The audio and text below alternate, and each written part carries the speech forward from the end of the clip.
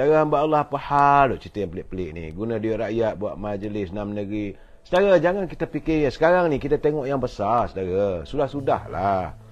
Asyik ada je tak kena. Memanglah kadang-kadang kita sebagai manusia ada kalanya kita suka melihat yang kecil-kecil. Isu yang kecil-kecil ini kita lonjakkan soalan isu besar. Sekarang ni apa yang dilontarkan oleh Datuk Seri Anwar Ibrahim, pertama-tama sekali masalah air. Katanya sebab itu tidak ada alasan untuk kerajaan bagi tahun 2023 tidak dapat memulakan program besar-besaran untuk menyelesaikan once and for all untuk masalah air. Sepatutnya kita terimalah dengan hati baik. Segala titik bengek yang kecil-kecil itu kita satu-satu kita tangani saja. Jangan yang kecil itu menghapus matlamat yang besar. Sebab itu Datuk Seri Anwar Ibrahim dia kata ia perlukan dana besar. Ia perlukan pinjaman yang besar. Ia perlukan suku, bond, dan itu katanya semua itu bukan masalah rakyat. Itu adalah masalah kerajaan. Jangan kita bebankan kepada rakyat. Dalam tempoh 2 minggu ini dia kata dia akan mengundang Yang Amat Berhormat Menteri Besar Kelantan dan Ketua Menteri Sabah serta pasukannya untuk mencari jalan penyelesaian. Kalaupun perlu berbilion ringgit, kita mesti selesaikan tahun ini juga. Itu janji beliau tadi. Usaha itu juga sama sekali tidak mempunyai kaitan dengan kepentingan politik. Sebaliknya, ia merupakan agenda kerajaan dalam memperjuangkan nasib rakyat. Ini yang paling penting saya. Sebab itu tindakan itu juga selaras dengan janji kerajaan untuk membawa penyelesaian secepat mungkin terhadap sesuatu permasalahan yang timbul. Lebih-lebih lagi dalam isu bekalan air. Sebagai contoh katanya, projek-projek mega akan dihentikan, boleh dihentikan. Tapi bukanlah menghentikan projek air. Itu yang dikatakan. Yang projek mega boleh ditangguhkan. Tumpuan seharusnya diberikan kepada pemulihan infrastruktur kawasan yang memerlukan air. Saya juga melihat bagaimana laporan daripada akhbar Sinar apabila Datuk Seri Anwar Ibrahim melontarkan usaha kerajaan untuk menangani masalah air di Kelantan. Ini akhbar media Sinar Harian mendedahkan bagaimana Air Kelantan Sdn Bhd AKSB menyatakan masalah bekalan air yang membelenggu rakyat negeri itu sejak puluhan tahun mampu diselesaikan jika mempunyai sumber kewangan berjumlah 5.03 bilion ringgit. Kalau kerajaan boleh adakan 5.03 bilion ringgit, maka masalah air di Kelantan boleh diselesaikan. Dan ternyata Datuk Seri Anwar Ibrahim dia kata dia tak akan peduli, dia akan laksanakan juga. Sama ada nak pinjam ke, sama ada nak jual bond ke, sama ada suku ke, itu persoalannya kerajaan akan fikir, bukan pada rakyat. Ertinya rakyat Kelantan untuk tahun ini sejumlah sebagaimana ini kenyataan daripada Air Kelantan yang diperlukan 5.3 bilion itu pasti akan disediakan oleh kerajaan perpaduan di bawah pimpinan Datuk Seri Anwar Ibrahim. Bukan itu saja saudara, wang itu tidak diserahkan kepada orang politik. Malahan Datuk Seri Anwar Ibrahim akan menyerahkan kepada Istana Kelantan kerana istana lebih prihatin kepada kehidupan rakyatnya saudara.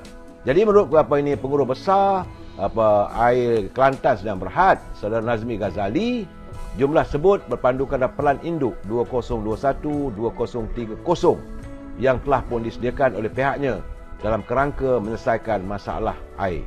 Jumlah ini merangkumi program pengurusan air tidak terhasil sekitar 1.7 bilion, pembangunan takungan pinggir sungai ataupun TAPS 2.1 bilion, pembinaan loji rawatan air mini 120 juta, pembinaan loji rawatan air baru 740 juta, menaik taraf loji rawatan air 300 juta dan pengurusan aset 70 juta.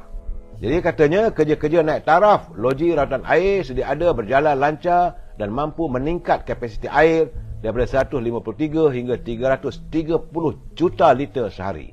Ini melibatkan 12 loji rawatan air yang telah sedia ada ketika ini. Pembinaan loji rawatan baru dilihat bakal menjadi salah satu jalan penyelesaian pada masalah bekalan air.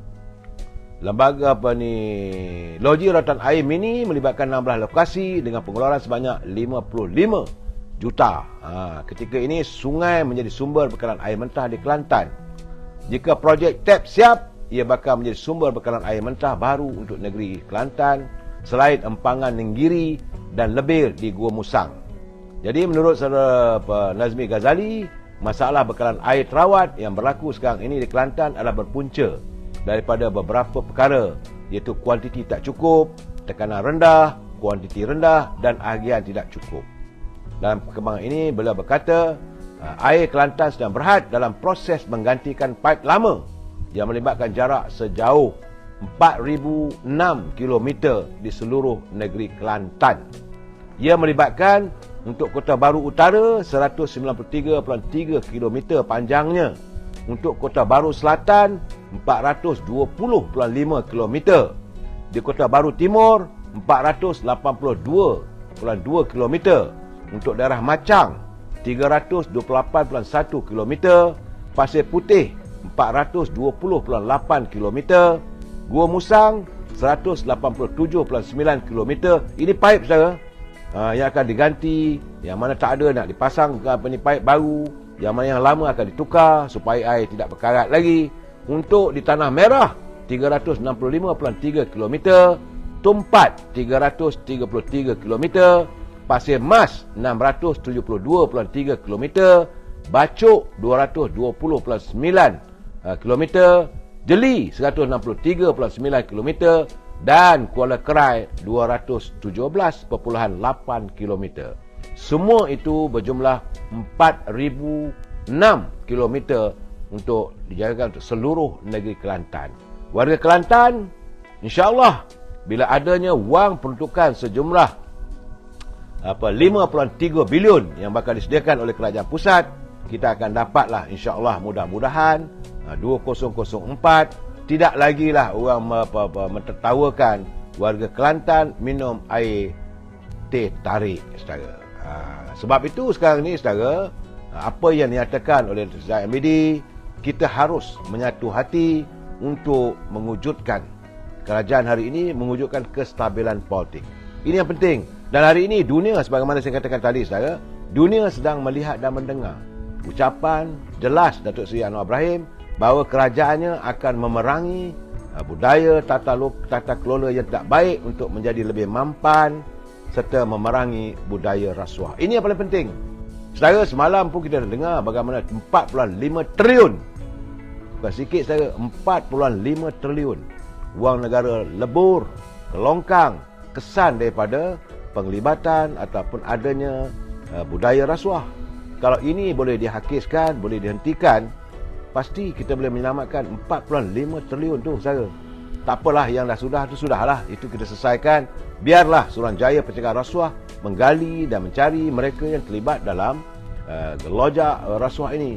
Tetapi untuk masa ke depan, untuk saat ini dan akan datang, budaya rasuah ini pasti akan dihentikan, kerana itulah iktizam Perdana Menteri Datuk Seri Anwar Ibrahim menyatakan bahawa sehingga 6 bulan pertama ini, alhamdulillah, tak ada seorang pun menteri yang dilihat menggagalkan tata kelola yang baik, dan tiada seorang pun menteri yang dilaporkan menyalahgunakan kuasa untuk aktiviti rasuah. Kita harus bersyukur, saudara. Yang titik bengek yang lain itu kita santuni satu persatu. Saudara Pok Lee, sarang burung jangan bagi kepada kerajaan Kelantan. Nanti tak nampak benda. Tidak, saudara. Apa yang dijanjikan oleh Saudara Ibrahim, bahawa wang itu akan diserah kepada istana. Istana akan mentadbirnya. Saudara Adil Chun, dia kata jangan bagi duit pada PAS, nanti dia tukar kereta lagi. Saudara, saya fikir yang kecil-kecil begitu tak payahlah kita. Ini titik bengek. Sudahlah, saudara, kita lupakan cerita masa silam. Yang dulu sudah dah. Tak perlu lagi kita nak mengungkit, akhirnya kita sakit hati. Kita harus melihat yang ke depan, saudara. Kalau pemimpin sanggup melupakan segala titik bengek politik masa silam, kenapa harus sekarang kita masih lagi mengungkit dan mengungkit? Kenapa tidak kita berjiwa besar? Presiden UMNO Datuk Seri Zahid Hamidi dah bercakap berkali-kali bahawa kita tidak lagi mau menoleh ke belakang. Kita harus melihat ke depan untuk melihat negara kita, pimpinan negara, membawa negara untuk berada dalam keadaan yang lebih gemilang dan terbilang di peringkat pesada dunia. InsyaAllah, saya berkeyakinan andainya kebejatan rasuah ini dapat kita uruskan sebaik mungkin, Apa yang dilakukan, apa yang dilontarkan oleh Presiden UMNO, dan paling penting, saya nak bagi tahu juga saudara, insya-Allah dalam pilihan raya akan datang, UMNO bakal menurunkan calon-calon muka baru yang tiada lagi dilihat. Tidak dilihat comot dengan budaya rasuah dan sebagainya. Sama-sama kita tunggu apa pula yang akan berlaku selepas daripada tengok besok apa jadi pula. Sebab tentu banyak komen dan pandangan-pandangan daripada warga yang lain. Kita jumpa lagi untuk besok, saudara. Selamat menjalankan tugas untuk besok, hari Isnin. Bertugaslah, saudara, dengan hati yang benar-benar bertekad untuk melaksanakan pentadbiran yang menepati kehendak kerajaan. Tata kelola yang baik, sama-sama kita memerangi budaya rasuah. Wabillahi taufiq wal hidayah. Assalamualaikum warahmatullahi taala wabarakatuh. Selamat malam.